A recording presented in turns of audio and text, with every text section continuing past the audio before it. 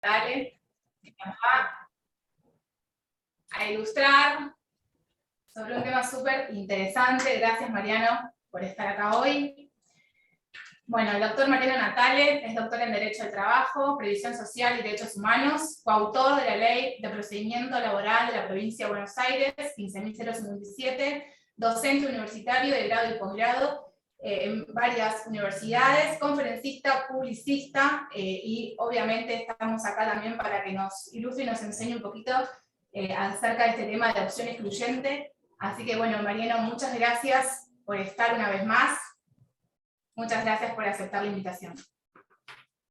Buenas tardes. Bueno, muchas gracias, abogados del Fuero, por la invitación. Muchas gracias a todos ustedes por estar presentes. Te faltó algo importante en la presentación, Mariela, que soy asociado a la asociación, ¿no? Abogado de la Comisión de Riesgo de Trabajo. Claro, que esté en la Comisión de Riesgo del Trabajo. Te faltó lo... Pero que sí. Me olvidé de ponértelo eso, así que bueno. Sí, el dato más importante de tu currículum, Mariano. Así que desde ya. Bueno, cuando ustedes me dicen, yo les tengo que pedir permiso para compartir pantalla, ya arrancamos con el tema. Dale. Bueno. Lean está a cargo hoy. Sí, ahí ya está. A ver si querés. Bueno, a ver, dame un segundito. Que ahí compartimos. Ahí se ve. Perfecto. Ahí se va a ver mejor, supuestamente. Bueno, gracias por la invitación. El tema que nos reúne hoy es analizar este tema de histórico, de si cobro y qué hago después, y si no cobro y qué hago, qué sistema reparatorio elijo. Antes, les voy a dejar dos avisos. Uno es este curso de actualización que sale por la Fundación Sijusto, empezó este lunes, están a tiempo de anotarse. Tiene grandes expositores, los coordinamos con el doctor Lantela, y son 3 módulos: módulo de derecho individual, módulo de derecho de riesgo del trabajo, el tercer módulo es derecho procesal. Tiene grandes docentes, entre ellos ni más ni menos que el doctor Ricardo Cornaglia, pero tiene un gran amigo que está acá presente con nosotros, que es Nahuel Altieri, que va a hablar de actualización y va a hablar de todo tema de intereses. Así que la charla de él está planificada, creo que para el 19 de septiembre. Va los lunes a las 4 de la tarde. Pero tiene aula virtual, tiene todo el curso. Así que yo me llevó trabajo coordinarlo y dirigirlo, pero se los recomiendo. Mariano, ya que me nombraste, primero sí, te agradezco el honor de integrar un plantel docente de tanta calidad académica, por un lado, y por otro saludo a todos los presentes. Y ya me hiciste acordar también que muteé el micrófono. Así que, bueno, ya a Mariano lo conocen. Mariano habló el año pasado en el panel de abogados del Fuero, espero que este año haga lo mismo en Mendoza. Se está haciendo desear. Ya tenemos el panel casi cerrado y falta Mariano nada más. Así Vamos a ver si lo convencemos. Dale, perfecto. Te cedo la palabra a Mariano y saludos para todos los presentes. Gracias. Bueno, gracias, es un placer. Y cuando se hace con tanta responsabilidad y con tantas ganas y tanto esmero, las cosas siempre salen bien. Es así de sencillo, no hay mucha más vuelta que darle. Con estructura, sin estructura, si se hace con ganas, las cosas van a salir siempre bien. Y sí, Dios mediante, estaré en Mendoza, así que estaré... Y seguramente hablaré mal de alguna RT, pero bueno, veremos. Así que, bueno, la invitación a una página amiga de Abogados del Fuero, nueva ley de procedimiento de la provincia de Buenos Aires, el doctor Lantela, que también estuvo, el doctor Astorlací, que estuvo los dos en Abogados del Fuero, y el doctor Juliano. Ayer subió Yamil Tamagani, subió un fallo de Bragado, así que comentábamos y analizamos todo lo que se puede, en función más que nada de lo que está operativo, que es el 2J y el 103. Bueno, dejemos los avisos parroquiales y empezamos. A mí me gusta empezar por lo que sería el comienzo, pero por hacerlo muy, muy breve, no me voy a detener muchísimo en esto. Simplemente tienen que saber algo. Las relaciones laborales, como cualquier tipo de relación, se inicia, desarrolla y finaliza. Todo tiene que ser de buena fe. Todo tiene que ser de buena fe. Desde el inicio hasta la finalización. Sin embargo, la finalización puede ser pacífica o conflictiva. Antes de la pandemia yo tenía el dato que el 92% de las relaciones registradas finalizaban de manera pacífica, o sea, sin pasar por el Ministerio de Trabajo, sin pasar por comisión médica y sin pasar por el SECLO o por juicio. Y ya, sin embargo, estábamos desbordados con los tribunales, o sea, el 8% terminaba de manera conflictiva. Así que fíjense que no todo va a juicio, por suerte, ¿no? Como le decía desde el inicio, la teoría del conflicto, la teoría propiamente, la teoría clásica del conflicto, nos habla que, en una definición clásica de Jean Vías, el derecho es ese ordenamiento social justo. Y es una definición ya un poco perimida, ¿no? Porque no siempre el derecho es justo. Porque el valor justicia es superior inclusive al valor derecho. Y cuando el derecho contraría la justicia, hay que luchar por la justicia, no por el derecho. Pero, tomando en cuenta al maestro Jean Vías, usamos eso y decimos que el conflicto trae una alteración triple. Esto es una noción muy clásica de la teoría del conflicto. Una alteración al derecho subjetivo, en este caso a un trabajador, cuando termina de manera conflictiva, ya sea porque perdió un brazo, ya sea porque lo despidieron y no le pagaron, por el motivo que fuere. Y ese trabajador, ese sujeto de la relación laboral es sujeto de preferente tutela constitucional. O sea, tiene doble protección, por el solo hecho de ser persona y por el hecho de ser trabajador en relación de dependencia. Y a su vez, ese conflicto altera el esquema de poder, porque a esa estructura de poder, los poderes judiciales, el poder legislativo, el poder ejecutivo, queda vituperado porque alguien no cree en las, gracias, no cree en las normas que tiene que cumplir, gracias. Como buen Tano, a las 5 de la tarde es las 5 de la tarde, así que, y es hora del té también, así que no es el té inglés, pero es el té hijo de Tano. Bueno, entonces, le decía, ¿y esto qué trae? Trae la violación del principal objetivo que tiene el derecho. El principal objetivo del derecho no es regular la sociedad, es la paz. Los romanos, cuando inventaron el derecho, inventaron dos derechos. El derecho para ellos, el civil y el gentes. O sea, los que no eran romanos eran los bárbaros, eran los de afuera. Inventaron un derecho de menor calidad. Pero sin embargo lo que querían eran buscar a su manera y a su forma, y salvando la distancia, buscar la paz. El derecho busca la seguridad. Y la seguridad trae la tranquilidad y trae todo la paz. Sin paz no hay Estado de Derecho viable, no hay forma de convivir viablemente. Entonces, la alteración, a través de una teoría de conflicto, trae de manera individual un daño. Y de manera colectiva, ese daño se transforma en dañino a la sociedad. Porque la sociedad cree que no cumplir las normas no trae consecuencias. ¿Cuántas veces nos ha pasado en el estudio como abogados que somos que nos vienen a decir el cliente nuestro, que dice, pero usted debe, no pasa nada, no pasa nada? No, sí te va a pasar. A vos sí te va a pasar. Entonces, esa aversión, esa anomia, esa cultura del incumplimiento, trae consecuencias para el Estado de Derecho, para la sociedad. Entonces, estos conflictos, también siempre por la teoría clásica, se resuelven básicamente de tres formas. La autotutela, que es la que se tiene que evitar por excelencia, la que tiene que eliminarse. Y sin embargo, la autotutela está aceptada en el Código Civil y Comercial de la Nación y en el Código Civil de Vélez Arfield. Por ejemplo, cuando el auxilio de la policía o de la fuerza pública demorara alguna cuestión, yo estoy autorizado al uso de la fuerza en el ámbito civil. La autotutela, ejercerlo, pero tiene que ser una exigencia y una emergencia. Por ejemplo, el caso claro es el curso del agua del río. Cuando me cortan el curso del agua, yo no tengo que esperar a la policía que venga de más. Yo puedo directamente y autorizar, y fue autorizado civilmente para hacerlo por propia mano. Hay un ejemplo que da el Código Civil, de Vélez Arfield, el Código Civil el nuevo, bueno, no está nuevo, tiene 7 años, que los árboles, arbustos y ramas y demás, cuando pasa la medianera, una raíz o una rama, y mi vecino no lo corta, yo podría cortarlo. Sin autorización alguna voy y le corto la rama, la raíz. Y acá, en este caso, que es el único supuesto que yo encontré del Código Civil, no soy especialista en la rama civil, por supuesto, que autoriza sin que exista un peligro inminente.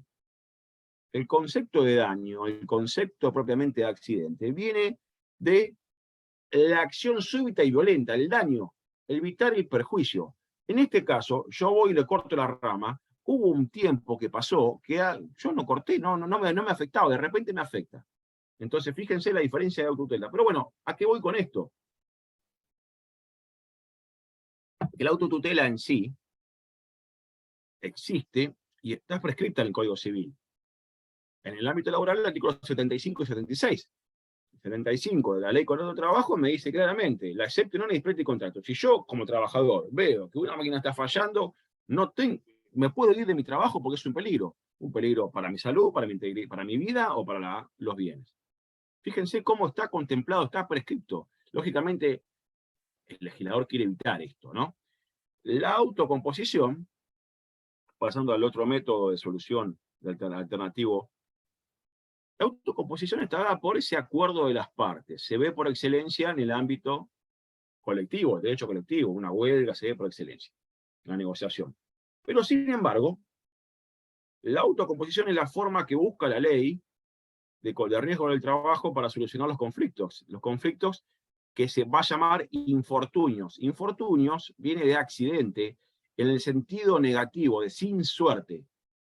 Está bien dicho el término infortunios profesionales. Hay una teoría muy minoritaria que dice que está mal, porque si no, la acepción de la palabra accidente está bien dicha, decir infortunio está bien dicho. Y dentro de la autocomposición se requiere una inversión estatal, creo que aún superior que la de jurisdiccional, o cerca, porque si no va a fracasar el sistema. Si ponemos comisiones médicas y ponemos una sola comisión médica por departamento judicial y un departamento judicial que tiene 7 tribunales, le ponemos una sola comisión médica y no va a andar el sistema. No va a funcionar. Los 60 días hábiles administrativos va a ser una falacia. Y por último, como ya conocemos, la jurisdiccional. Ir al Estado, al poder deber del Estado para que lo resuelva. Estas son las formas clásicas de resolución. Pero sin embargo, supongamos, yo tengo acá otra forma de resolver. Supongamos que yo le digo plata a Mariela. Y viene Nahuel y me dice, Mariano, le devolvé los 500.000 pesos que te pagó Mariela porque te va a hacer juicio. Y yo le digo, sí, tenés razón, se lo voy a devolver. Bueno, voy y le pago. Ahí no intervino, no hubo autotutela, no hubo autocomposición, no hubo jurisdicción, no hubo nada. Y sin embargo, es otra forma de resolver los conflictos. No está solamente en la teoría clásica de los conflictos, cómo se resuelven. Simplemente a lo que voy con este ejemplo es que el conflicto puede ser inmanente al ámbito laboral, pero sin embargo siempre tiene la forma de resolución. Veamos. Luego está muy, pero muy, muy apretada teoría del conflicto, que siempre me gusta explicar. Vemos que el marco legal principal a nivel histórico desde el año 1915 en la Argentina está prescripto los accidentes o los infortunios profesionales, de la 9688 hasta la 27348. Sin embargo, no debemos olvidar los ríos y ríos de jurisprudencia y doctrina que hay sobre la materia. Y dentro de esto, debemos tener en cuenta que la Suprema Corte bonaerense, en materia laboral, es tribunal casatorio. ¿Qué quiere decir eso?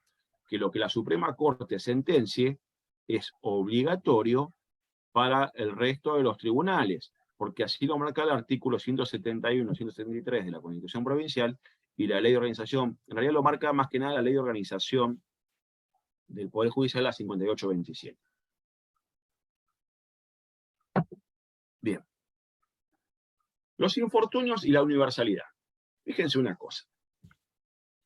La Ley de Contrato de Trabajo, en el artículo 2, excluye a los trabajadores estatales, ya sean empleados del Poder Ejecutivo, Poder Legislativo, Poder Judicial, ya sea nacional, ya sea provincial, ya sea municipal. Los excluye.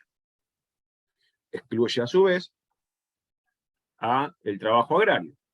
Y excluye a su vez a el viejo trabajo doméstico o trabajadores de casas particulares. Sin embargo, fíjense la universalidad que tiene la Ley de Riesgo del Trabajo, que todos esos trabajadores que les acabo de decir, que están excluidos del régimen individual del trabajo, de la Ley Contrato de Trabajo, están incluidos en la Ley de Riesgo del Trabajo. Fíjense la importancia que tiene el sistema, que el universo es mayor y muy superior a lo que es la propia Ley de Contrato de Trabajo. los trabajadores estatales, los trabajadores agrarios y los trabajadores de personal doméstico, o perdón, de casas particulares, viejo personal doméstico, están incluidos en la ley de riesgo del trabajo. Fíjense la importancia que tienen. ¿Quiénes no están incluidos? Bueno, aquellos que se cumplan dos condiciones. Que no estén registrados, o sea, no un poco sí, no, como se dice en gris, no estén registrados, vulgarmente conocido como el negro, y que ese empleador que no lo registró no tenga RT contratada. O sea, dos requisitos centrales para que quede excluido del sistema. Que el empleador no tenga RT, porque si él está en negro, sin registrar, perdón, y el empleador tiene RT y tiene un infortunio, puede accionar contra el RT del empleador, por lo que prescribe el artículo 28 de la Ley de Riesgo del Trabajo. Aquel trabajador que no está registrado y que su empleador a su vez no tiene contratada una aseguradora, ese está excluido. Acá empezamos con el debate, blanco o negro, a favor del aborto o en contra del aborto, y no nos vamos a poner nunca de acuerdo. Mirá, Mariela, vos y yo en esto nunca nos vamos a poner de acuerdo. Mirá. Yo creo que, y con la comisión, creo que soy el único en minoría, pero orgullosamente en minoría, esto es lo peor de todo, ¿no? Pero bueno, fíjense. Históricamente se debate si los infortunios del trabajo, si los accidentes y enfermedades profesionales deben incluirse en el sistema de derecho de daños laborales o en la seguridad social. Ya les dije, ustedes, los que me conocen, ya saben por qué parte voy, por la seguridad social. El 99,9% va por derecho de daños. Sin embargo, yo tengo un fundamento supralegal para decirle por qué para mí es seguridad social. Miren. Este librito se llama Constitución Nacional. Si no lo conocen, se lo presento. Se lo olvidaron muchos. Este también se llama Constitución Nacional. Si lo conocen, se lo presento.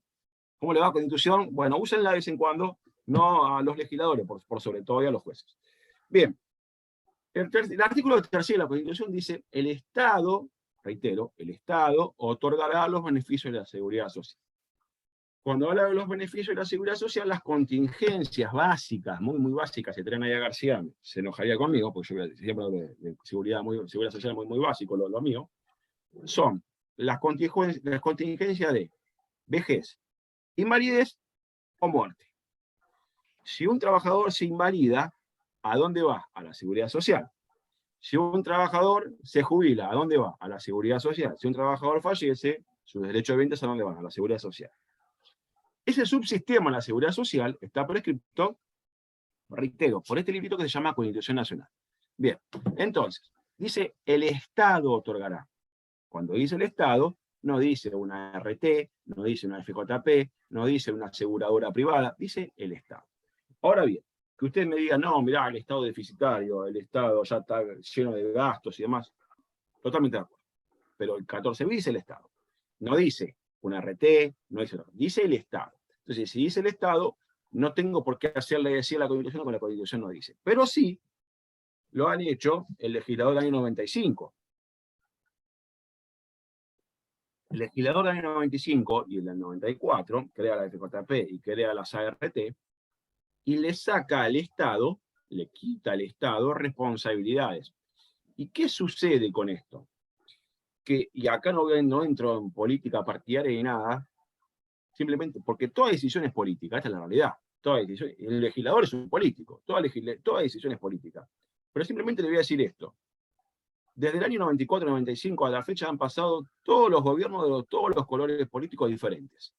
Y ninguno ha derogado el sistema de riesgo del trabajo. Es más, todos, pero todos, han hecho más fuerte a las ART y perjudicado a los trabajadores. Todos. Sin importar el color político de lo que hablo, ¿eh?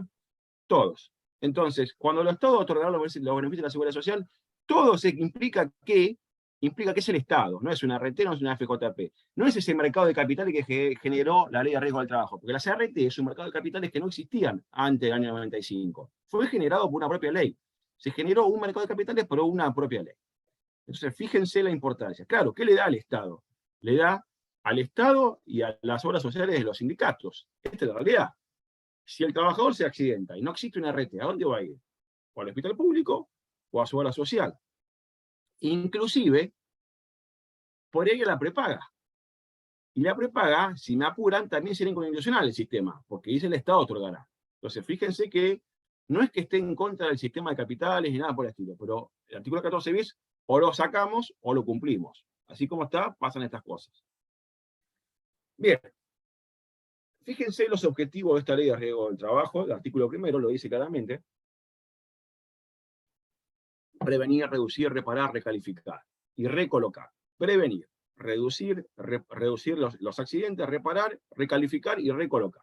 Entonces, fíjense, en términos de género, yo diría que es una ley que se autopercibe omnímoda. La ley se autopercibe, todo lo puede, todo lo abraza, todo lo hace, previene, recalifica, reduce el siniestro y recoloca y repara.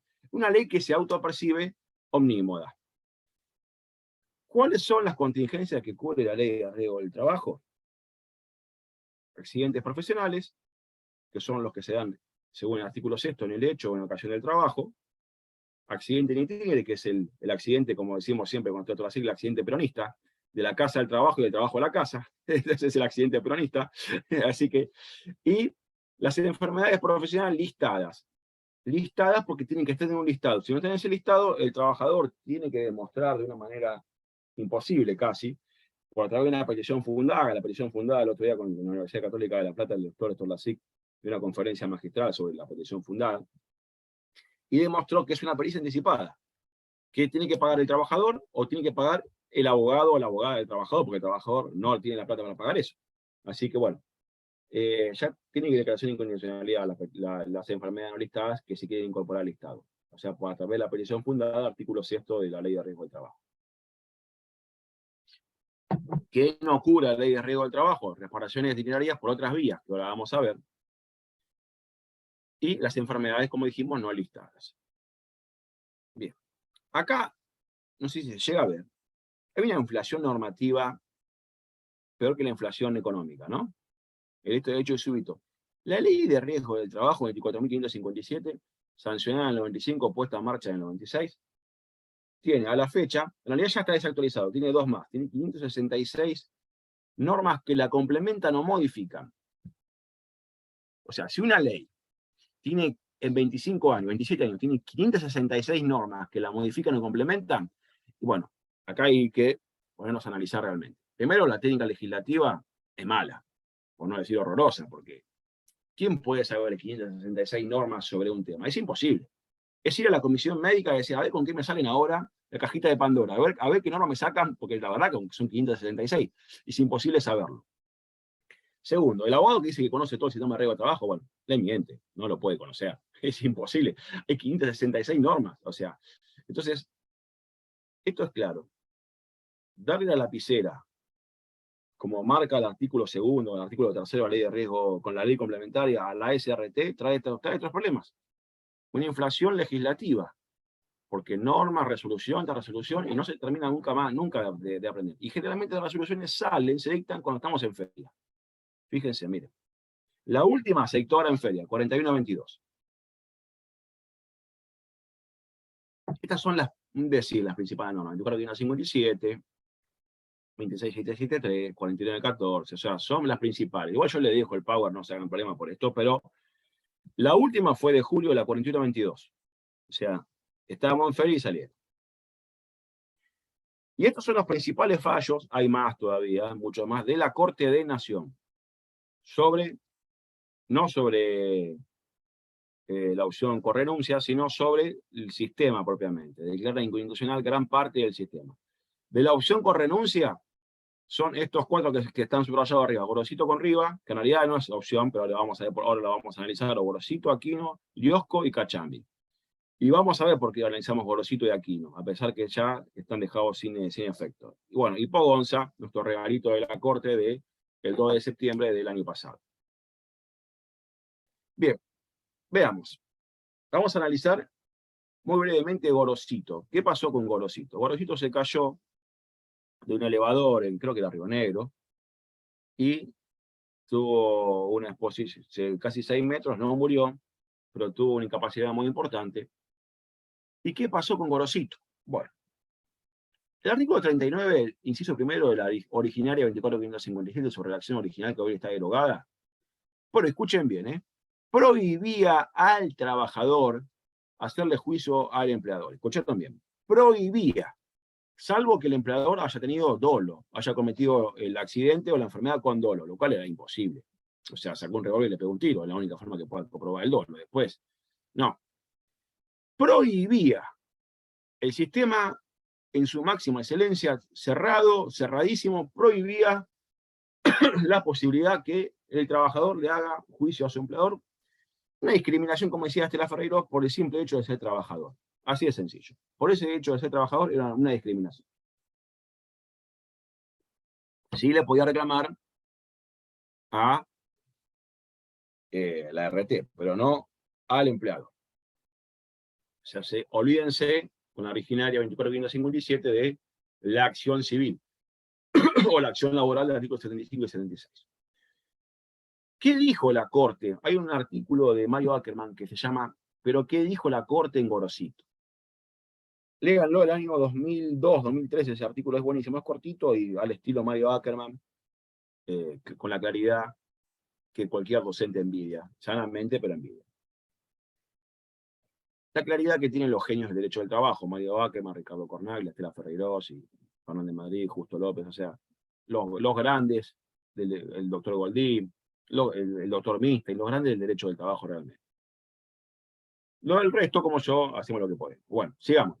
Entonces, ¿qué pasó en Gorosito?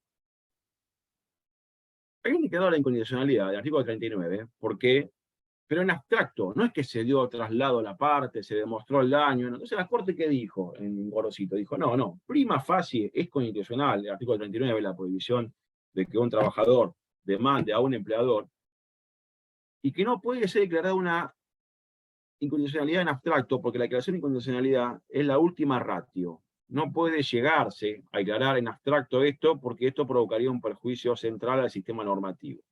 Y reenvía, no es que dice, no, es constitucional y el 39, no, y reenvía al trámite, al juzgado de origen, al tribunal de origen, de que si no mal no recuerdo, de Ribanero. ¿Qué pasó en Gorosito? No dijo la Corte que era constitucional el 39. La Corte dijo que prima facie es constitucional hasta que se demuestre lo contrario, pero no cerró la puerta diciendo, no discutan sobre esto. No dijo, basta, no molesten. No dijo eso. Pero sin embargo, el precedente, tribunales colegiados del trabajo, juzgados del trabajo, cámaras del trabajo, cortes de provincia, entendieron que la Corte había dicho que Gorosito era, que la Corte en Gorosito había dicho que el 39 era constitucional. Hasta que pasó que un trabajador Aquino quedó con 99% de incapacidad y la Corte dijo, no, esto es inconstitucional, pero ahí se expresó, dice llanamente. Ahí tuvimos lo que los laboralistas conocemos, la primavera del derecho al trabajo. Vino Bisotti, vino Castillo y vino Aquino. Septiembre del 2004. Fíjense lo que pasó en Gorosito. Dice, no puede dictarse, no, la inconstitucionalidad es una norma en abstracto. Y reenvía, no era Ribanero, perdón, y reenvía al tribunal de Neuquén, o sea, la Corte de Neuquén lo envía, porque para llegar a la Corte no hubo persalto en este caso.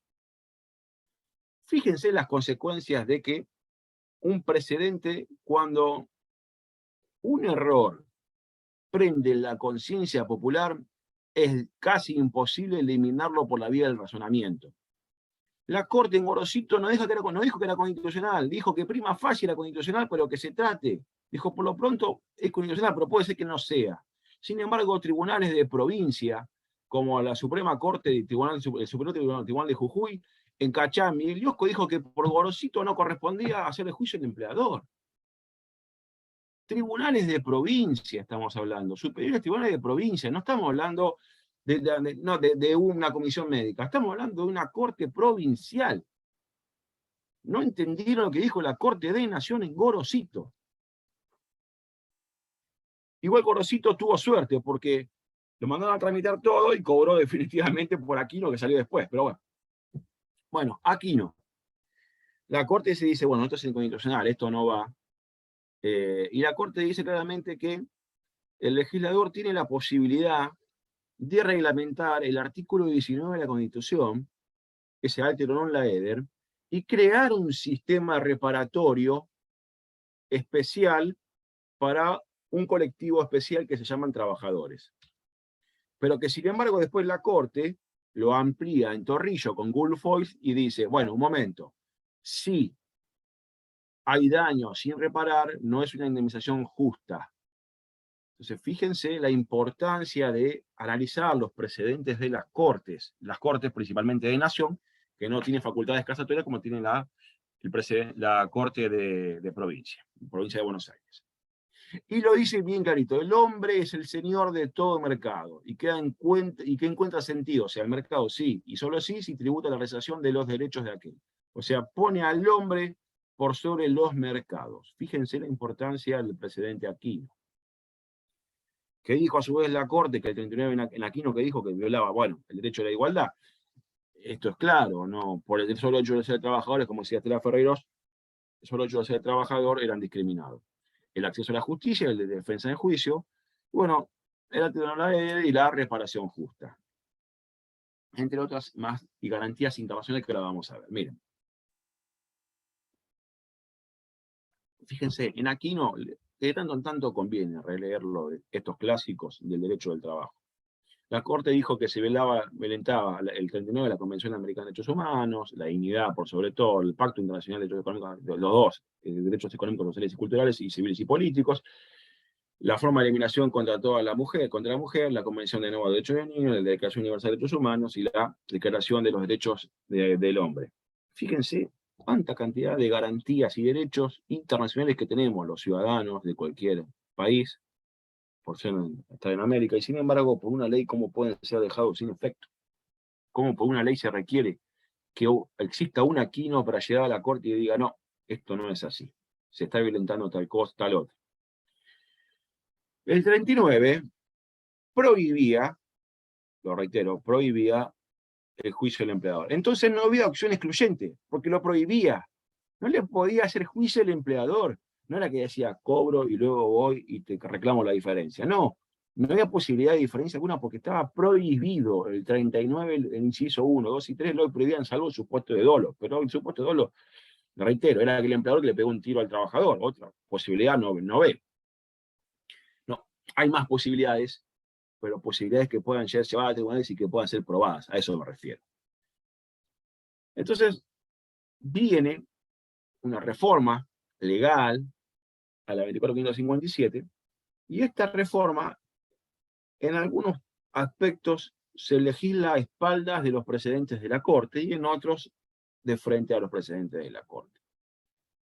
Se incluye la opción excluyente por el artículo 4 y 17 de la ley 26773, y se lo obliga al trabajador a optar, en esa época, a optar, a partir de que la RT le comunicaba por carta de documento en el método fehaciente, y le tenía que optar, y esa opción era sin patrocinio. No era el patrocinio jurídico obligatorio.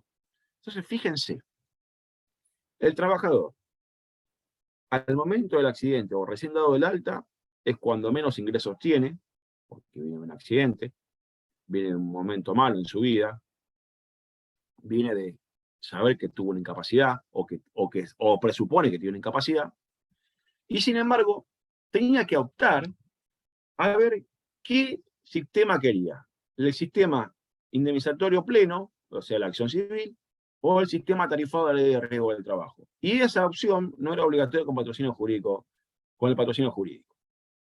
Bien. Y a su vez se optaba por el camino más largo de la acción civil, se le quitaba el principio de renunciabilidad y tenía que ir al foro civil. O sea, hacer un beneficio de litiga sin gasto, todos los principios de derecho del trabajo se quitaban. Bueno, ¿qué dijo la conclusiones parciales? Bueno, que el enemigo era constitucional, lo dijo, porque confronta al civil versus la ALRT, pero que está prohibido accionar, y que nuevamente el legislador puede regular, o una norma, una ley, una norma sustantiva, una norma trascendente me refiero, no una resolución, una ley puede regular la Constitución Nacional.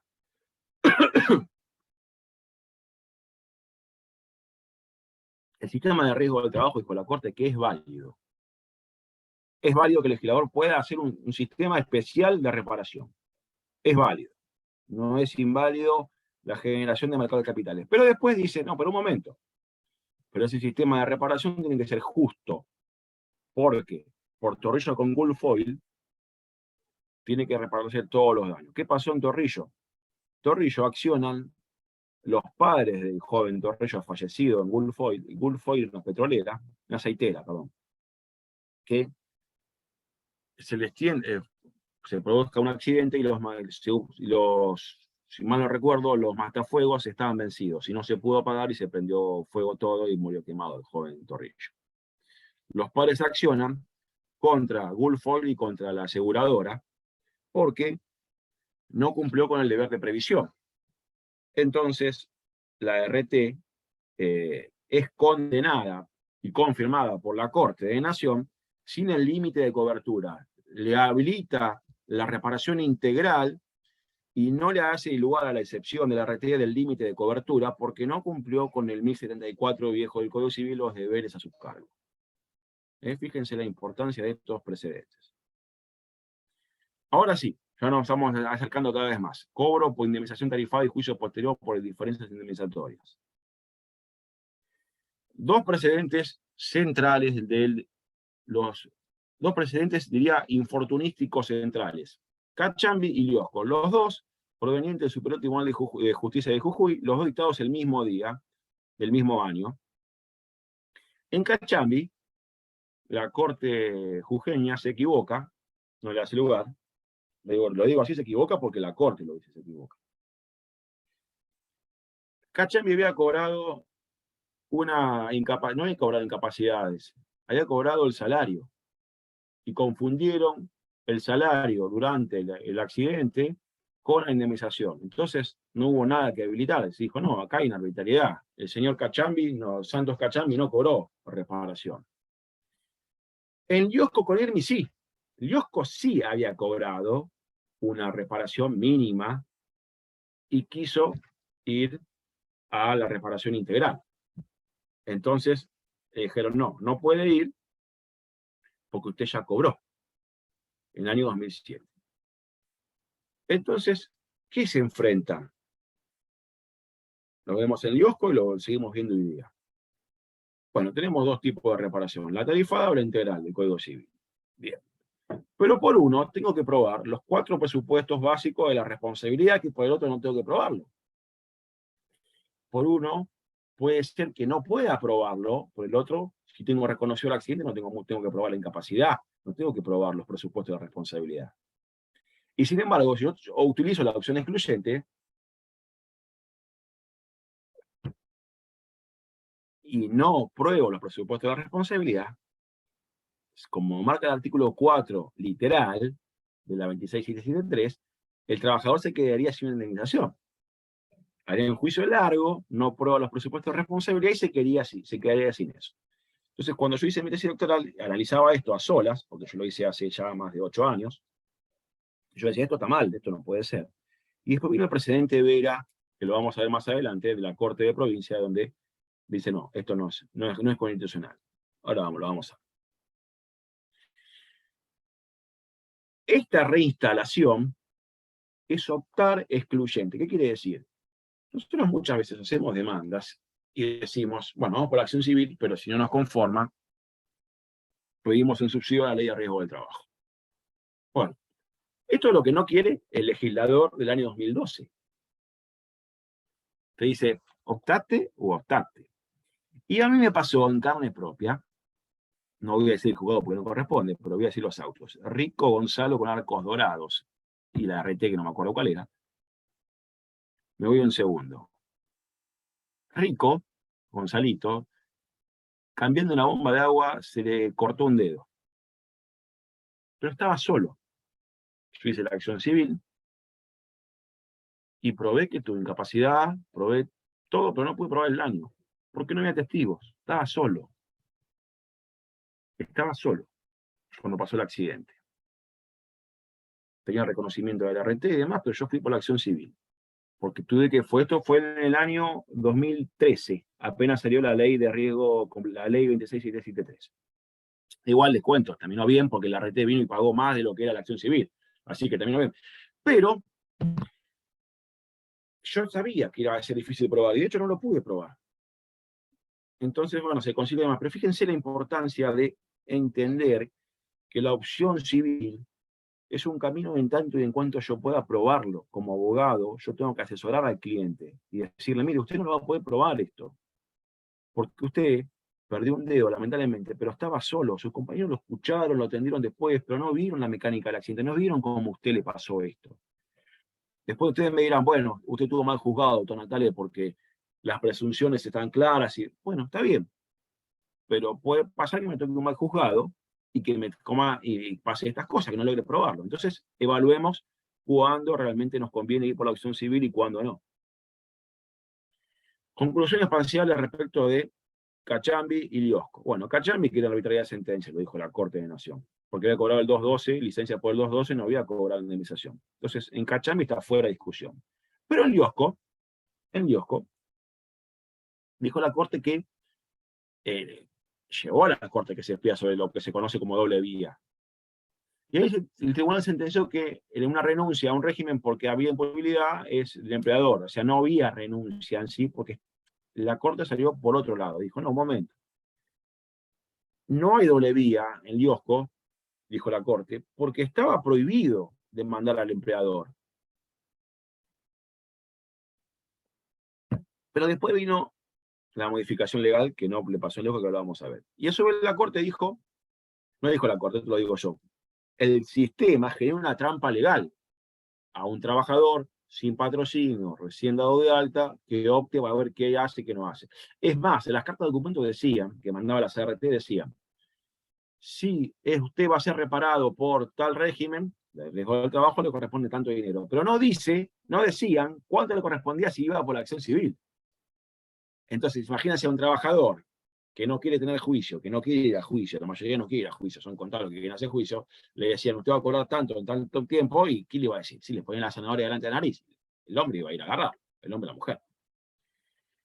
Bueno, y acá lo mismo, conclusiones parciales, que sigue pasando hoy día, hoy día, cuando llegamos al servicio de homologación, después de pasar por las comisiones médicas, nos mandan la liquidación, nos dicen, su piso mínimo es tanto, para conciliar es tanto, y por el sistema le corresponde tanto. Pero no nos dicen cuándo nos correspondería por una acción civil. No dicen, por acción civil correspondería tanto, lo que fuera. No, no dicen eso. Así que no.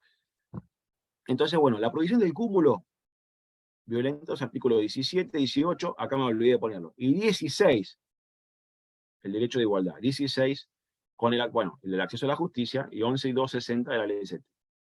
Remitir al fuero, porque opta, así que tengan cuidado, nos saca del fuero, nos lleva al fuero civil, que es una fórmula disuasiva. Esto era la intención del legislador, porque en esa época los empresarios se quejaban muchísimo y decían, no, los juicios civiles por la prohibición de 39 y demás. Esta era la intención. Y a su vez se puso, en el artículo 4, para evitar disuadir esto, se puso en el artículo 3, perdón, de la 26773, el 20% como daño, como compensador de otros daños no cubiertos. Así era. Que luego, si mal recuerdo en Expósito, la Corte dijo no, en itinere no, que es otra cuestión que yo no comparto, porque no dice en itinere el artículo 3 de la 26773, no dice en itinere, dice en el hecho en ocasión de trabajo. Pero bueno, no estamos en itinere ahora, vamos a hablar de otra cosa. Bien, la opción con renuncia, fíjense, acá le puse alegóricamente, creo que la mejor forma de demostrarles es que para qué lado voy, para un lado o para otro. ¿Quién me asesora? ¿Qué hago? ¿Qué no hago? Tengan en cuenta que la mayoría de los trabajadores que sufren un accidente no son abogados. Nos confían en nosotros les explicamos, pero ellos no entienden con excelencia lo que le estamos diciendo. Tenemos que ser nosotros como abogados muy llanos, muy coloquiales. Pero ellos se quedan con dudas. No dicen todo que sí, porque a veces les da vergüenza volver a preguntarnos 5 o 6 veces. Pero entiendan eso, entiendan que la mayoría no entiende lo que estamos diciendo, lo que estamos explicándole. Tenemos que ser muy sencillos. Bueno, ¿existió la opción con renuncia antes de la 24.557? Sí, existió. Fíjense, el artículo 17 de la original de la 9688, que tuvo muchísimas modificaciones, pero muchísimas modificaciones. La ley 24.028, que duró tan solo 4 años, O sea, un sistema nuevo para que dure 4 años. También lo tuvo. La originaria 24557 no lo tuvo porque, bueno, fue un paso más allá y violentó todo el sistema de garantía internacional de derechos humanos y prohibió, lisa y llanamente, el juicio al empleador, que en la Corte del IOSCO lo dice, no, no hay opción porque está prohibido. Y luego, esta reforma legal, que ahora sí la tenemos vigente, la 26773, el artículo 4. Bueno, corresponde a esta altura de la charla preguntar si es inconstitucional o no la opción con renuncia. Nuevamente, reiteramos que existen 2 regímenes de reparación, muy básicos, el civil y el tarifado. Y legalmente el sistema tarifado es constitucionalmente válido porque lo dice la Corte.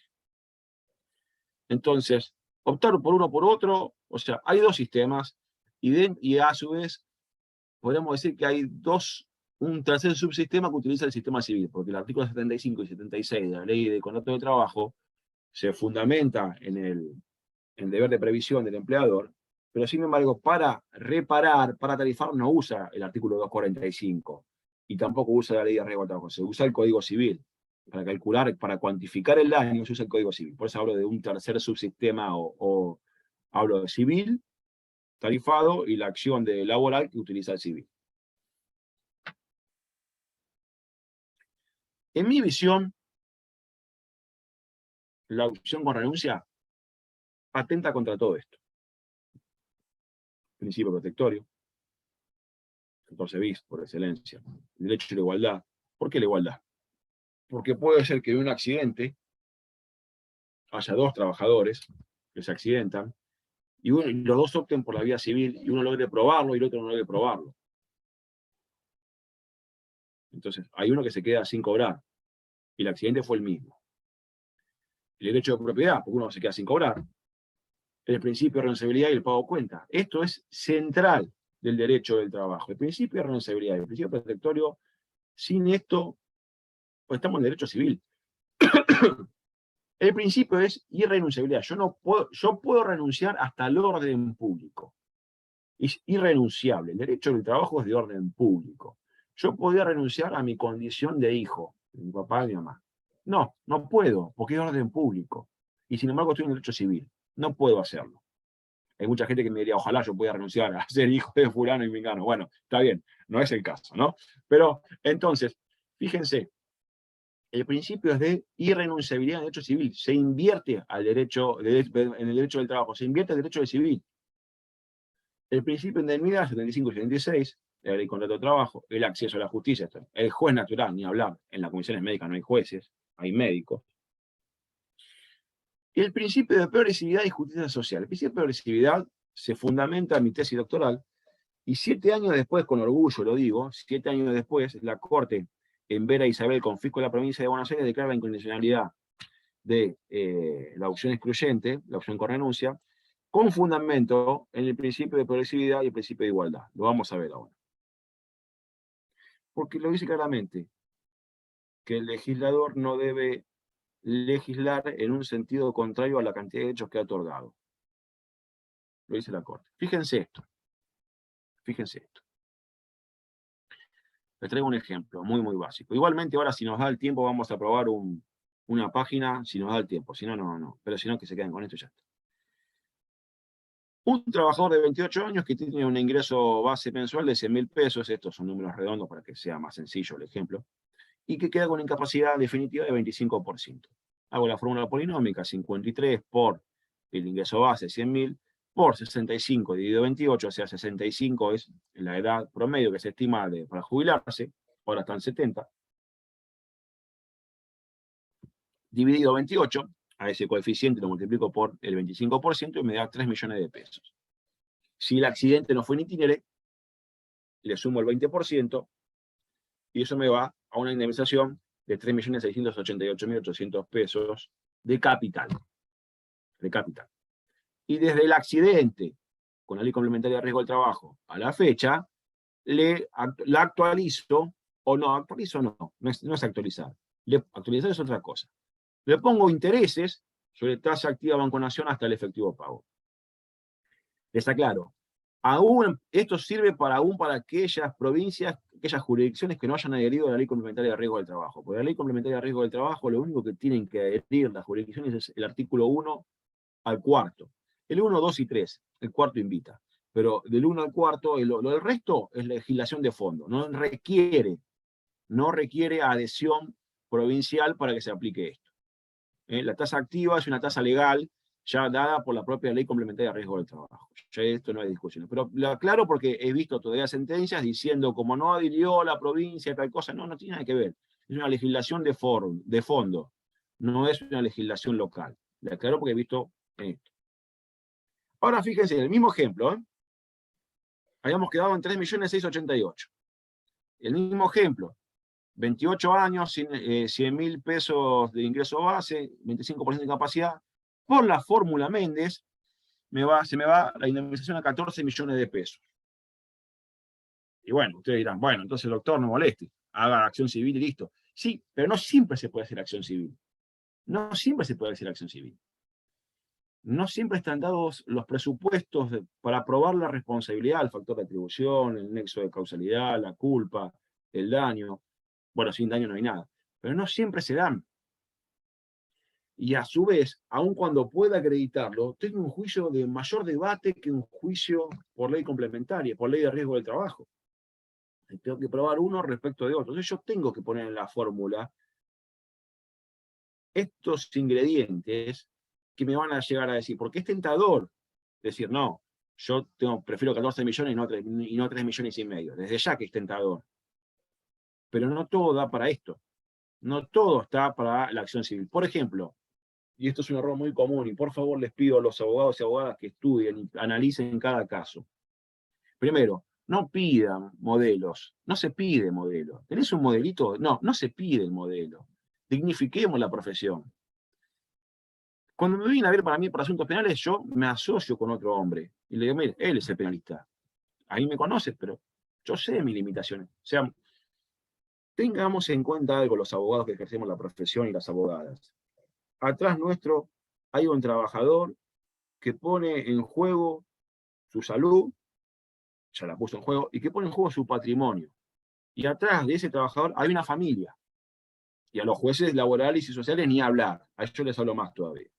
Pero entonces, si nosotros no sabemos de esto, asociémonos con el que sabe. Compartamos el caso y vamos a aprender. Porque he visto, por no saber, accidentes sin itineres reclamando acciones civiles. ¿Qué responsabilidad tiene el empleador si el trabajador lo pisó un 60 fuera de línea yendo de su casa al trabajo? Concepto de jornada de trabajo, es ese tiempo de servicio que el trabajador no puede poner a disposición propia y que pone a disposición del empleador. El accidente in itinere tiene una finalidad propiamente, está cubierto por la ley de riesgo del trabajo con una finalidad social, con una finalidad asistencialista, como si se quiere, pero no está bien el ejemplo, como el 208, pero que lo paga el empleador. Acá el INTINE lo paga a la RT. Pero no hay responsabilidad.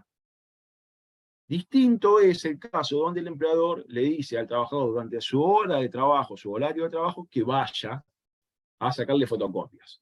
Y va a sacarle fotocopias y le puede hacer un 60 fuera de línea. En ese caso sí, no es in itinere, ese es accidente in misión, en cumplimiento de las órdenes que recibió. Es en ocasión del trabajo, no en el hecho, sino en ocasión del trabajo. Entonces, no todo da para acción civil. No todo da para esto, ténganlo en cuenta, porque es tentador. Dice, no, 15 palos contra 4 palos, me quedo con 15 palos. Bueno, pero pará un poquito, pensá lo que vas a hacer. Y cómo lo vas a hacer. Y cómo lo vas a probar, por sobre todo. Bien. ¿Cuáles son las principales vallas, ya para ir redondeando la charla?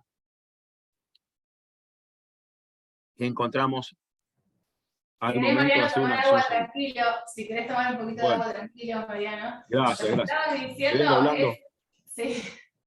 Lo que estabas diciendo es muy interesante, porque eso que a vos te parece tan claro, quizás no a todos le parece lo mismo, Entonces, es frecuente ver acciones civiles que yo recién ponía en el chat, además de los años que duran, ¿no? Dura fácilmente el doble de años que dura un juicio de accidente ley especial, y verdaderamente la sentencia nunca va a salir favorable respecto a la responsabilidad del empleador porque no podés probarla. Hay que tener, como decís vos, presupuestos del derecho civil para probar la responsabilidad. Pero bueno, parte también quizás de lo que vos decías al principio, de algún letrado que quizás no está muy en tema, y bueno, para hacer igual el caso y bueno, no perderlo, lo hace como le parece, y bueno, y así sale. Las consecuencias las paga el trabajador. Las consecuencias las paga el trabajador, y las consecuencias las paga también la justicia. Porque generalmente ese abogado que no tiene un límite, le va a echar la culpa al juez. No le va a decir al trabajador, yo me equivoqué, te asesoré mal. Lógicamente, el abogado no va a admitir a su cliente que él hizo un juicio, obviamente, que estaba mal planteado, porque además también le cabe mala praxis, digo, en definitiva no lo va a admitir hacia su cliente. Pero bueno, por supuesto Su propia torpeza. Nadie debe declarar su propia contra, dicen, así que bueno. No, claro. Bueno. Claro, lógicamente. ¿Continuamos o querés leer las Sí, preguntas? sí, no, para que vos descanses un ratito. Vale, gracias. Estamos, Continuamos. Bueno, ¿cuáles son las principales vallas? Gracias, María. Las principales vallas son: el trabajador pretende mantener su empleo y prefiere no demandar a su empleador. Este es el ABC. Viene y me dice, viene el empleador y tuvo un accidente gravísimo dentro de la empresa y dice, no, pero la empresa se portó bien conmigo, yo no quiero hacerle juicio. Y uno lo escucha y dice, mirá, no le habla, ¿no? Pero uno lo escucha, no, yo no quiero, se portaron muy bien conmigo, mirá, no se portó bien con vos, perdiste un brazo izquierdo adentro de la empresa, o sea, no se portó bien con vos la empresa. O sea, definime qué es portarse bien. Perdiste un brazo, o sea, perdiste una mano, ¿qué es portarse bien? Pero bueno, entonces... pagando el sueldo. Ese es el tema. Claro, después, más allá de los 2 años, entonces con eso de que, te digo, con conocimiento de causa, porque es un caso similar, entonces como le siguen pagando el sueldo, después, más allá de esos 2 años, entonces así como que los tienen atrapados, y entonces, bueno, no los motiva a hacer una acción civil porque se quedan sin eso y todavía no cobraron la indemnización, o sea, es complejo a veces. Es complejo, vos bien lo dijiste muy bien, Mariela, es así como vos lo decís. Es complejo y es difícil porque pasados los 2 años puede ser que la empresa no le pague más el sueldo. De hecho, no le va a pagar más el sueldo. Y ahí el trabajador dice, y ahí cambia el concepto del trabajador y viene a decirle, no, porque yo quiero que le hagamos juicio a mi empleador. Y ahora ya no, ya hicimos la opción, querido. Ya es tarde ahora. Ya hicimos la opción ahora. Pero bueno, uno no tiene la bola de cristal, uno prevé y le explica. Pero el abogado es esto, decir lo que realmente considera, explicarle de la forma más sencilla y hacer una previsión. Mira, a futuro puede llegar a pasar esto. Y después puede darse como no. Seguro. Bueno, otra valla es la dificultad que tiene el trabajador de conseguir la prueba idónea para la acción civil. O sea, depende de la mecánica del accidente. El itinerario lo dejamos afuera. El accidente, el que me pasó a mí, que estaba solo, cambiando una bomba de agua, se cortó un dedo, pero estaba solo. Los compañeros escucharon el grito, los compañeros lo atendieron y demás, pero no sabe si tuvo la intención, si tuvo el dolo para cortarse el dedo o no. Te pregunto, Mariano, y perdón, por el tema de la prueba, ¿qué ofreciste como prueba? O sea, me imagino informe a la RT, si se recibió de... Ofrecí todo. No me quedó nada sin ofrecer. Claro. Y es más, no dije el nombre del juzgado, ni lo voy a decir, pero sí me atendió la secretaria privada y me dijo, doctor, usted sabe que no probó. Me lo dijo así en la cara. Le digo, sí. Era en Capital Federal. Digo, sí. O sea, todos los testigos demás, pero todos los testigos dijeron lo mismo. No, se accidentó, estaba solo, porque él era mucho de mantenimiento y estaba solo haciéndolo. Entonces, y como decía un profesor, dolió, aprendió. O sea, aprendió que no todo va por la acción civil. Entonces, a pesar que estaba reconocido el accidente por la RT, porque lo reconoció y le dio prestaciones y demás, pero no podía aprobarlo por la acción civil. Okay. Así que igual se concilió, el abogado de la RT vivía en otro mundo, pagó más que lo que le daba la acción civil, o sea que rico, se volvió rico con esto, pero salió bien de casualidad. Puede ser que viene el abogado de RT, viene estudiado y dice, no, yo no pago, no le hago pagar nada, y ahí qué hacemos. Chao. Para que entiendan que, por más que yo tenga doctorado, no quiere decir que no me equivoque, esto es claro. Así que esto es claro. La supuesta indemnización pronta que otorga la tarifa de la ley de riesgo del trabajo. Esto es central. Yo tengo que, lo acaba de decir Mariela, tengo que hacer un juicio de 5 a 6 años contra un juicio de más corto, o contra ir a la comisión médica y cobrar. Esto es básico. Y a su vez la inflación que hay en el país, lamentablemente. Entonces, esto es claro. La suba de las indemnizaciones, la ley complementaria de riesgo del trabajo subió las indemnizaciones, al poner la tasa, subió las indemnizaciones al poner la tasa legal en tasa activa. Acá, en esto hago una crítica, el criterio restringido que tienen en el fuero del trabajo para valorar las facturas de atribución. Muchas veces los jueces laborales son más restringidos en sus criterios que los propios jueces civiles. Muchísimo más todavía.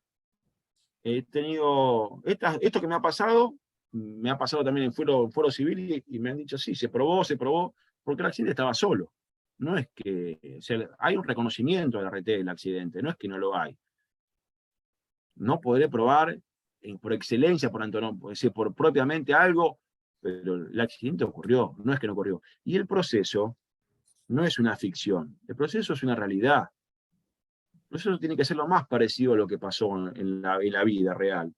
Pero no puede abstraerse de eso. No puede un juez social, porque es un juez laboral, decir, bueno, perdió la mano, pero estaba solo, entonces no logró probar, porque la mano la perdió, y el juez sabe perfectamente que la perdió trabajando. Salvo que vengan 5 testigos que sean Ricardo Darín y actores profesionales, entonces le vengan a mentir, entonces el juez igual, no. Pero la mayoría de los casos no pasa. El otro día en el curso de la CIJUSO, el lunes, el doctor Romaldi, ya jubilado, juez, dijo una gran verdad, dijo, cuando me vino un testigo que me daba fecha exacta de cuándo pasó y demás, yo a ese no le creía nunca. En cambio, cuando me venía un testigo que sabía lo que estaba diciendo, pero no se acordaba las fechas y dudaba, a ese sí le creía, porque era imposible que se acuerde la fecha con él. ¿El de qué día lo despidieron? Lo despidieron el 12 de diciembre del año 2013. ¿Y usted cómo se acuerda? Al que lo despidieron el 12 de mediodía, diciembre del 2013? 2605. No, la mayoría de los testigos dicen porque justo cumpleaños mi hijo ese día. Son todo el cumpleaños del hijo. Bueno, acá, otra valla, la falta de capacitación de los abogados, ¿no? Y la falta del tiempo. Porque no es lo mismo hacer un juicio, una demanda de acción civil. Yo he hecho demanda de 80 fojas. Yo creo que el despachante que leyó eso insultó a mi papá, a mi mamá, a todo el mundo. 80 fojas. Para mí que no lo leyó, Mariano, no te quiero decir. No, la leyó porque me marcó. Me acuerdo cuando el expediente era expediente de papel físico, estaba marcado con lápiz las cosas. Estaba leído, estaba leído. Así que leer. No hace falta a veces leer todo, pero leen seguro. Bueno, y la otra valla que él trae la ley complementaria, el regalito de la ley complementaria. De esto no salimos porque Vera no dice otra cosa. Ahora vamos a verlo igual. La homologación nos tenemos en el artículo 15 de la LST. Acá ya está. Acá se homologó. Si el servicio de homologación homologa, nos tenemos en el artículo 15, y luego, por las diferencias con la acción civil, con Pogonza, ¿saben qué? Háganlo en tanto y en cuanto sean sinceros con el cliente, con el trabajador. No lo hagan por un ego profesional. Porque cuando salió Gorosito, a los laboralistas se nos venía el mundo abajo, y luchamos hasta que logramos Aquino, Castillo y demás, Bisotti y demás. Pero no sacrifiquen, entre comillas, a un trabajador por ego profesional. Explíquenle, mire, usted ya cobró, vamos a hacer el juicio, pero puede ser que lo perdamos. Sean claros del primer día, sean honestos con el trabajador, no le hagan creer una cosa por otra. Porque hoy día, agosto del 2022, no lo veo esto. No lo veo. Y otra cosa más, que es para los abogados. Los abogados vivimos de esto, vivimos del juicio y demás. La ley 26.173 y la ley complementaria quiere desalentar la acción civil, la busca desalentarla. Y si nos sacan ese alias, y nosotros somos laboralistas y especializamos en esto, y vamos a buscar y ya encontramos fallos y demás que declaran la incondicionalidad de esta prohibición del pacto de cuotalitis. Pero, y es más, me he peleado con algunos jueces por esto. No viene al caso, bueno, pero la aclaro. En causa en que yo era abogado. Pero piensen en el abogado generalista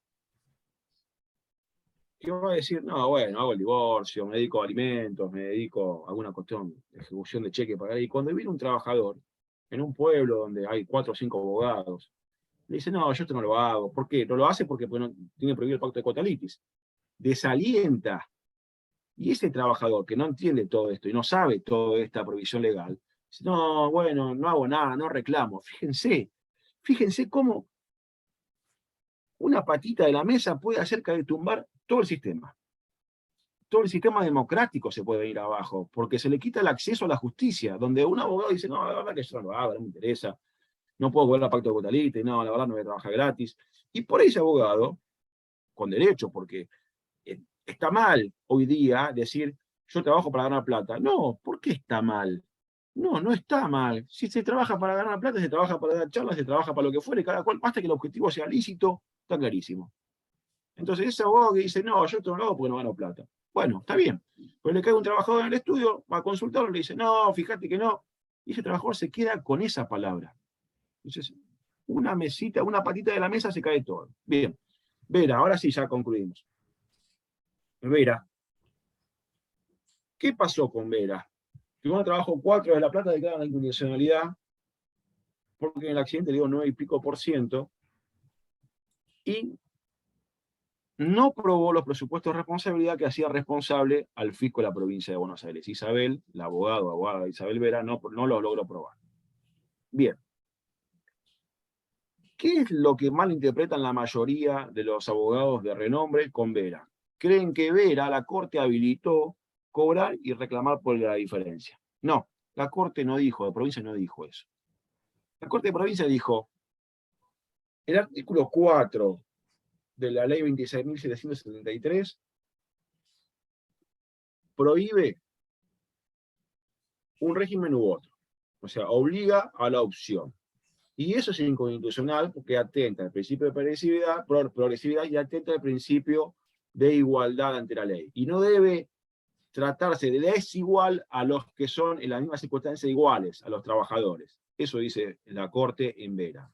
Entonces, declara la incondicionalidad y no indemniza, no obliga, o sea, confirma, porque el Tribunal de Trabajo 4 de La Plata declaró la incondicionalidad, pero condenó al fisco a reparar a la actora por la ley tarifada, por la ley de riesgo del trabajo, porque demandó por el régimen civil, no probó el régimen civil y también demandó subsidiariamente por el régimen complementario, la ley de riesgo del trabajo. Entonces, teóricamente, el artículo 4 prohíbe esto. Entonces, esto es lo que surge de Vera.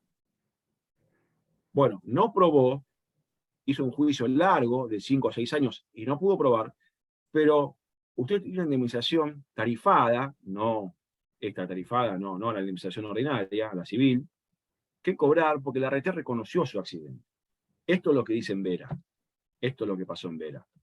No dijo la Corte de Provincia, bueno, cobraste en comisión médica y ahora le mandás al empleador y que te pague la diferencia indemnizatoria. No, no dice eso. Nosotros los laboralistas queremos forzarlo a eso, pero por honestidad intelectual tengo que decir que la Corte no dice eso. Ojalá diría eso, pero no lo dice. Así que esto es lo que yo veo. Si en el chat quieren poner que es otra visión, que estoy equivocado, con todo gusto. No soy el dueño de la verdad, ni soy el mayor accionista de la verdad tampoco. Bien. Nuevo fallo provincial. Este es del Tribunal de Trabajo 5 de Quilmes. Acá el doctor Estorlacic y el doctor Guibaude y la doctora Zacarías, Tribunal de Trabajo 5 de Quilmes. Vergara con provincia de RT. ¿Qué es lo que hacen? Modifican la fórmula Méndez, o la vieja fórmula Voto, que después por Aróstegui se deja sin efecto y se pasa a la fórmula Méndez. Y en ese cálculo, en vez de multiplicar por 60, se multiplica por 70, porque la nueva ley, 27426, lleva a que la edad máxima para estar un sujeto trabajador activo es 70 años. O sea, el empleador, para que intimara a un trabajador para que se jubile, no puede intimarlo antes de los 70 años. Entonces, como el promedio de vida se extendió a los 77 años, entonces lo llevan a 70. Ahí está el precedente, Vera Alfredo Alejandro con provincia de RT sobre años y prejuicios. Es muy bueno ese fallo, la verdad que por eso lo quise traer. Bien. Concluimos.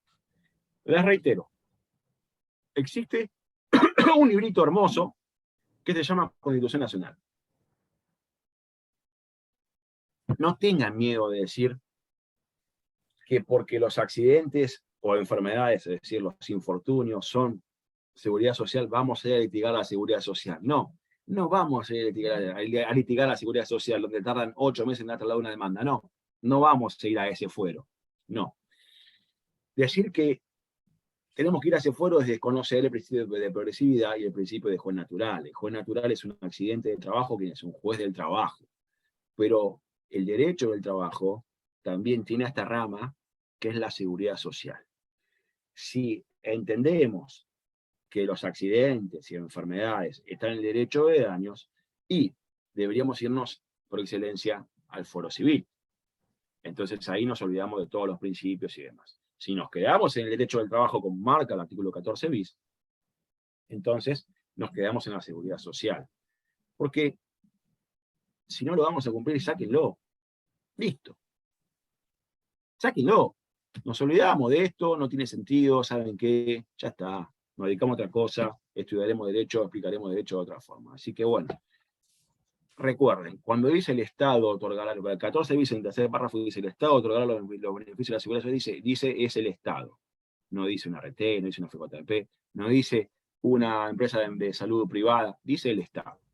Después veremos cómo el Estado se hará cargo y demás, pero aunque sea que asuma lo que dice la mala constitucional. Bien, de nuevo la invitación al curso de la CIJUSO, un curso muy, muy lindo con un plantel docente de excelencia, y han quedado muchos docentes afuera, que no me daba el tiempo para hacerlo. Con el doctor Lantela estamos planificando para hacer uno nuevo para el año que viene, si Dios quiere, y nos siguen invitando. Así que bueno, muchas gracias de nuevo a la invitación a la ley de procedimientos, y muchísimas gracias por la invitación. A vos, Mariano, muchas gracias. Bueno, Mariano, muchas gracias. Gracias, Mariano. Crack. Marie, antes del chat, Mariela, hola, doctora Faro. Antes del chat, perdón, error mío, pero hay una novedad muy importante, porque Mariano me dice, el doctor Altieri hablaba en el curso de CIJUSO de tasa de interés, y nosotros hicimos una movida muy importante respecto de la tasa de interés, que es confiscatoria, ¿no? Tanto a nivel provincial como a nivel Poder Judicial Nacional del Trabajo. Le digo Poder Judicial porque para hacer justicia tiene que hacer justicia, y con la tasa que aplica no lo hace. Entonces, lo que sí celebramos es que la presidencia de la Cámara del Trabajo va a pasar el pedido de la Asociación de Abogados del Fuero al acuerdo general. ¿Esto qué significa? Que la próxima vez que se reúnan todos los camaristas van a ver, o por lo menos considerar, nuestro pedido para aumentar la tasa de alguna manera. Sí, es espectacular. Es algo que todos estábamos pidiendo a gritos. Pidiendo a gritos, la otra novedad es que llegamos a los 1.400 asociados, así que si hay alguno que esté mirando, ahí el doctor Pinasco creo que se asoció hace poco, si alguno que esté mirando que no esté asociado y le gusta lo que hacemos, le gusta reclamar por la tasa, bueno, invitado a asociarse. Entonces creo que Facu Castro ahí está poniendo los links en el chat. Sí, Facu pone el link para asociarse también.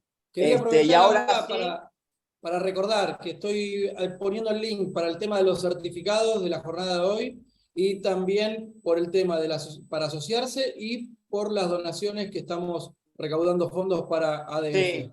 Sí, eso es muy importante también, porque nosotros hacemos campaña de donaciones, porque el colega que no puede pagar, el colega que está empezando o por lo que sea no pueda pagar, no tiene obligación, nadie tiene obligación de donar, de pagar nada. El que puede hacerlo, porque le sirve lo que hacemos, porque damos capacitación de calidad en forma gratuita, bienvenido sea, nos sirve para pagar el Zoom pago, para pagar el diseñador, para pagar el community manager, para pagar el merchandising que tenemos, así que todos son bienvenidos a asociarse en forma gratuita y online. Y está ahora sí, también que Mariano está acá también dando esta clase ad honorem, y todos los que dan clases en ADF lo hacen del mismo modo, nadie cobra para dar clases.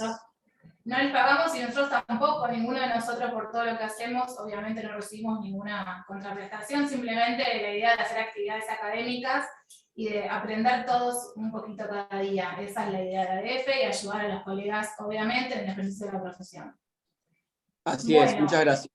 No a vos, Nahuel. Tengo una pregunta en el chat, Mariano, respecto de lo que hablamos de si el régimen de riesgo de trabajo pertenece o no a un subsistema de seguridad social. Yo te hago la pregunta, vos después nos contestás a ver cuál es tu parecer. ¿Se puede considerar al régimen de riesgo del trabajo como subsistema de la seguridad social cuando los daños son sufridos por trabajadores activos y no por los pasivos de los que se ocupa el CIPA? ¿No debería ser considerado como un capítulo del derecho individual, del derecho de trabajo activo? Bien. Léeme la persona, el colega que preguntó eso. Sí, el doctor, discúlpame. Ahí te digo, es el doctor Andrés Ariel Gelsomino. Ahí está, Bueno. mira, si querés en todo caso desmutearte, Andrés, ahí lo veo. si querés ampliar algo, bueno, podés hacerlo. Está bien. Andrés, ¿qué tal? Un gusto. Mire, hola, doctor. Yo creo que sí es de riesgo del trabajo, porque el riesgo del trabajo es seguridad social, porque no significa que no esté jubilado o que no tenga una pensión para que no esté dentro del sistema de la seguridad social, porque la seguridad social en su sistema, el principio básico que tiene es la universalidad, involucra a todos, a diferencia de lo que pasa con el derecho individual de trabajo. Entonces, porque no esté en el CIPA, no lo considero que no sea de seguridad social. Es de seguridad social. Lo que pasa es un subsistema mejor. En realidad es un subsistema de la seguridad social. Lo que pasa, como es el desempleo, por ejemplo, y demás, ¿no? Lo que pasa es que este subsistema nace en un momento político-económico de la Argentina que intentaban reducir al Estado. Y se generó un mercado de capitales. La ley general, las ART no existían en la Argentina. Existían las aseguradoras, pero no existían las ART. ¿No? La ART no existía. Entonces, si yo lo analizo, la ley del artículo 14 bis, el tercer párrafo, y digo, no, el Estado es el Estado, no es una ART. Pero, ¿qué trae a consecuencia? Que el Estado tiene que hacerse cargo de los trabajadores accidentados. Y si no se hace cargo del Estado, se va a hacer cargo de la obra social, sindical. Y si no se hace cargo de la obra social sindical, se va a tener que hacer el hospital. Alguien se va a tener que hacer cargo. Entonces, que no esté en el CIPA, no lo veo por qué no puede ser un subsistema de la seguridad social. Esa es mi visión. Bárbaro, gracias. No, gracias, por favor, Mariano. Siempre hablamos de esto cada tanto, solemos hablar de esto, y bueno, Mariano siempre mantiene obviamente su postura. Está perfecto, él tiene sus fundamentos y están muy bien. Es más, hasta dentro de la Comisión de Riesgo del Trabajo de AFTE me pidieron que me pase a la Comisión de Seguridad Social. Me dijo, ¿por qué no te vas para allá, Mariano, con tus ideas? Digo, no, yo me quedo acá, porque soy amigo. Claro, tenés razón. Bueno, igual en seguridad social hay otra crack que es Nadia García también, así que quiera sumarse, puede escribir a seguridad-social@abogadodelfuero.org.ar también. Te voy a decir algo más, Nahuel. No es una crack, es una de las mejores, por no decir la mejor, en seguridad social. Así te lo digo. Damos clase iba a ser 20 años que damos clases juntos en la UBA, así que, aparte, gran persona. Hoy estaba en una charla en mi colegio, San Martín. Así que y gran incorporación de Abogado del Fuero ya hace un tiempo. Vos sabés que yo la conozco desde que entré a la cátedra en el 2010, a la cátedra ex Ferreiroso y Winstein, y es una persona que, como vos y como muchos de los que están acá, no paramos de capacitarnos nunca. También doctora en Derecho ella. Sí.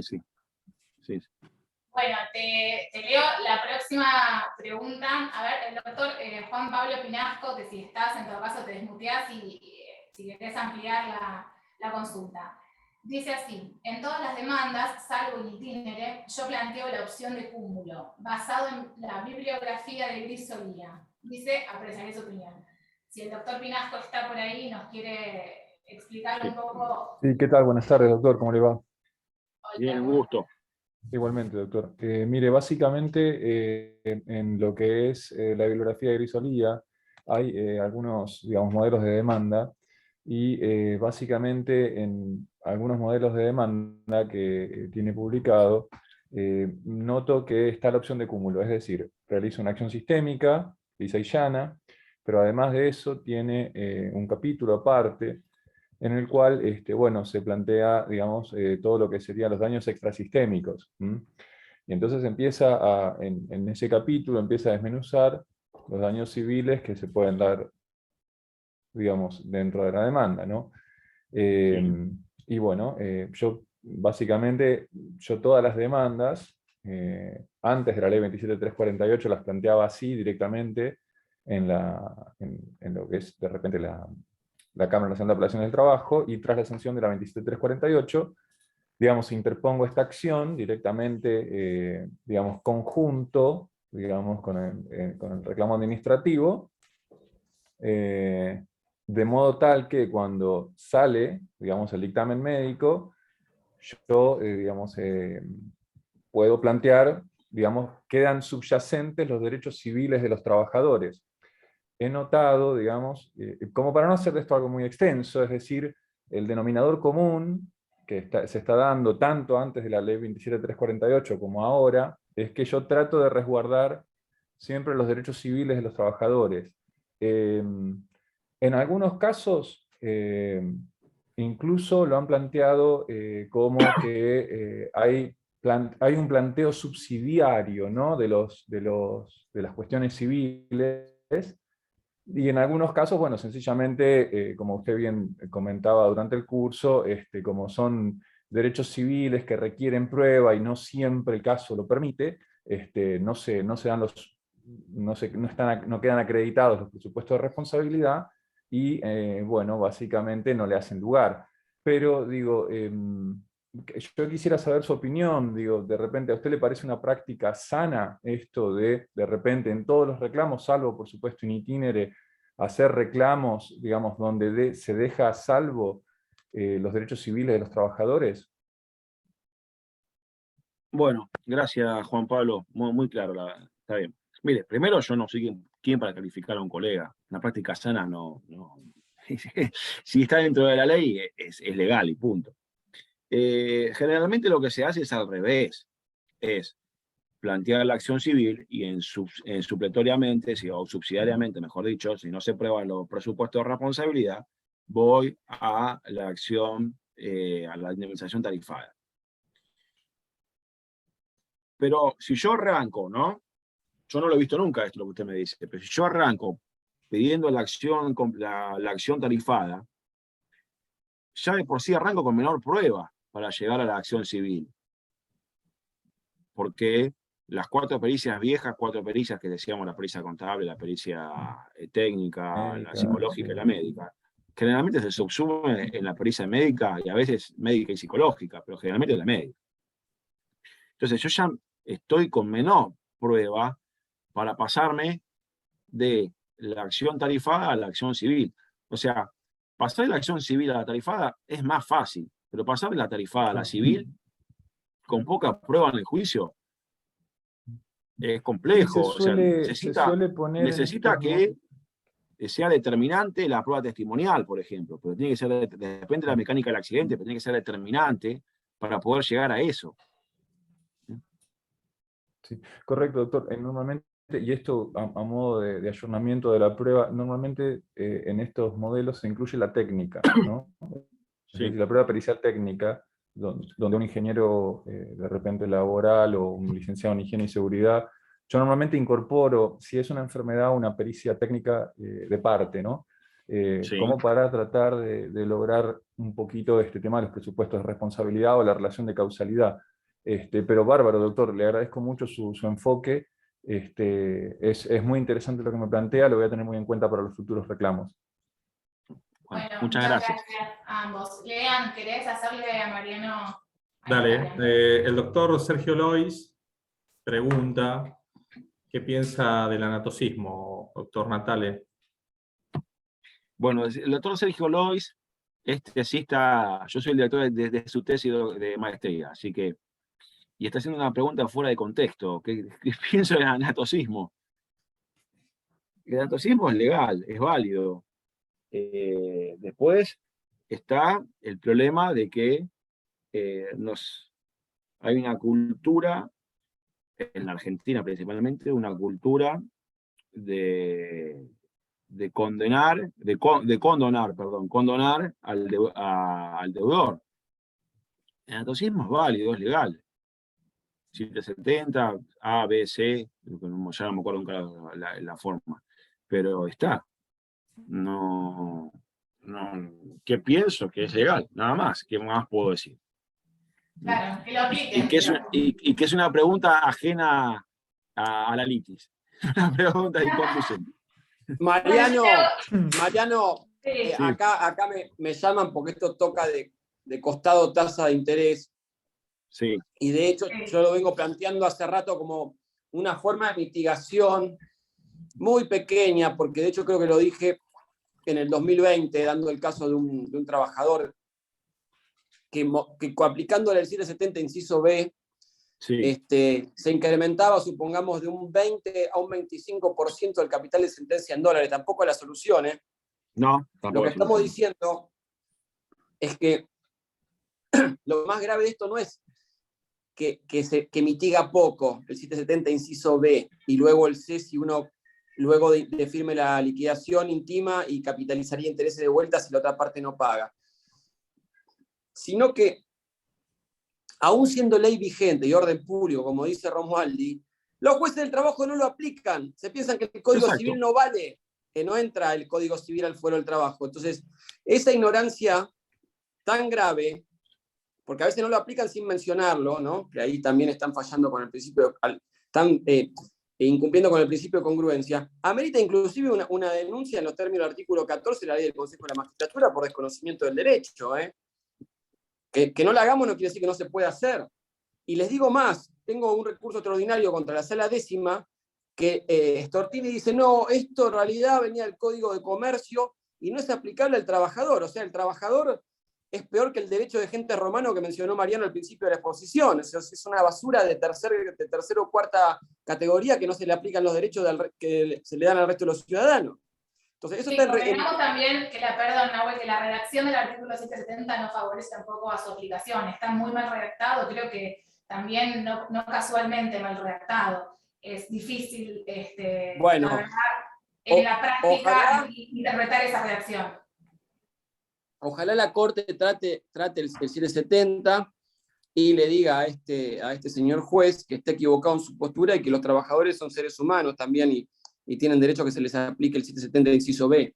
Por suerte hay otros jueces, como que yo he criticado otras veces por posturas patronales, pero la Sala Cuarta me lo ha concedido en varios fallos, y la Sala Séptima también, en la composición Guisado Dieselva o Carambia Russo, estoy recordando en este momento. Creo que Silvia Pito también adhiere ahora al 770. Pero les aclaro desde ya, no es suficiente el 770. No alcanza para cubrir el desastre que se hace con la tasa deficiente en 5 o 7 años de juicio. Gracias, Nahuel. No alcanza porque siempre es una tasa de interés, no es una actualización. El valor del dinero, el valor que tiene el dinero, no lo va a compensar una tasa de interés. O sea, el dinero en sí mismo tiene un valor. Es un bien que lleva valor. Después veremos si el sueldo es una deuda de valor o una deuda de dinero. Pero el dinero en sí mismo tiene un valor. Y esa tasa de interés nunca va a alcanzar lo que es la inflación. Entonces, no va a llegar a cubrirlo, esta es la realidad. Mariano, perdón, hay alguien que tiene el micrófono prendido, si puede pagar, por favor. Perdóname, Mariano. Sí, no, por supuesto. Entonces, lo que le decía, la discusión tiene que darse sobre las bases, no está perfecto la tasa de interés, pero sobre la base de que, ¿cómo consideramos al salario? Si es mira, hay un fallo, ¿viste, Mariano, que hay un fallo reciente? Hay dos, uno de la sala 3 y otro de la sala 4, creo. Ayúdame, Mariano, Facu. Sala 1, algo así, Facundo. Que es de una colega nuestra de la comisión, de la sala 1, de Luciana, y ella nos pasó el fallo y también está haciéndose una actualización. Digamos, no solamente porque digamos, el interés es una cosa y después obviamente el tema del proceso inflacionario va por otro lado, son dos cuestiones distintas, acá ese es nuestro problema. Pero bueno, a todos los colegas les digo que en todo caso lo vamos a subir a AFTE también, para que los puedan ver. Ya hay algunos fallos donde están usando algunos métodos para llegar a lo que dice Nahuel también y a poder actualizar no solamente con un interés, sino que hacemos con un sueldo de 2016 que tenemos un IBM de 8.000 pesos. O sea, ¿qué hacemos? Claro. ¿Sacamos la cuenta de la fórmula ley con un IBM de 8.000 pesos? Esa es una de las cuestiones y hay dos fallos al respecto, distintos enfoques en ambos, pero bueno, hay últimamente estos dos fallos que están buenos y que también nosotros podríamos hacer nuestros planteos. Por supuesto que ahora, como son tan las demandas iniciales, los planteos serían en los alegatos, bueno, o en las demandas nuevas que hagamos, pero este país es tan complejo con el tema inflacionario que acá que lo veamos en las nuevas demandas no sabemos qué va a pasar, pero bueno, siempre está bueno dejarlo planteado. Pero... Mariela, antes de irnos del tema, que no sé por qué abrimos esta ventana, pero bueno. Ahora, por el doctor Lois, que estaba hablando de la indexación. El planteo también lo podés hacer antes de la sentencia, porque los intereses siempre se debaten en la sentencia. En todo caso, el juez deberá, no es un planteo temporario, porque todas las sentencias incluyen intereses y costas. Entonces, yo en mi visión lo podés hacer el planteo, que se sustancie y se dará, y punto. Se haga traslado a la contraria para que se lo garantice el derecho de defensa y el debido proceso. Tal cual, sí, y nos fuimos por las ramas. Vos sabés que yo te quería hacer una última pregunta, si puede ser, Mariano, del tema de tu exposición, que a veces también leemos muchas consultas sobre esto, viste, en AFTE, y quizás a los colegas les puede llegar a interesar. Si vos tenés algún antecedente, obviamente quizás no, pero si tuvieras algún antecedente de un paso de una persona que haya pasado por comisiones médicas en un trabajador en negro con un empleador con ART. ¿Se entendió el supuesto? Digo, un empleador en negro, pero el trabajador en negro, pero que el empleador tiene RT. O sea, no para ese trabajador, pero para otros. Ahí la ley se supone que me manda a hacer el caminito por superintendencia. La pregunta es, ¿se puede? ¿Hacemos? O sea, ¿lo hiciste o tenés algún antecedente? Yo no lo hice, pero sí lo conozco que lo hicieron. No sé si fue en Pergamino, no fue el doctor Lantela, pero creo que fue el que me comentó. Mañana, Dios mediante, debería verlo y bueno, si lo encuentra, si él se acuerda, le preguntaré, pero no me acuerdo si fue él, porque no quiero decir uno por otro, pero sí me acuerdo que fue en la comisión médica y yo dije, yo no puedo creer. Claro. Yo no puedo creer que vaya a comisión médica. Pero... Claro, la ley nos manda, ¿no? Pero ¿qué pasa con ese caso donde la ley nos manda? No tenemos, obviamente, manera la prueba de la relación laboral. Claro. Más complejo. Exacto. Claro, acá me dice la Antela, viste, mirá, la Antela dice en el chat, si no es desconocida la relación laboral, claro, es un tema. Creo que esto lo hablamos con la Antela también cuando él estuvo, me parece que ya leí este comentario antes y seguramente habrá sido de su parte. A veces el empleador manda carta y dice que no trabajaba para él, entonces bueno, no hay manera de... Pero bueno, dependerá de muchos supuestos. Y como la ley se supone que nos manda a hacer instancia administrativa previa, entonces quería preguntar esto, a ver si tenías conocimiento. Yo quería consultar, por ejemplo, trámite de enfermedad no listada.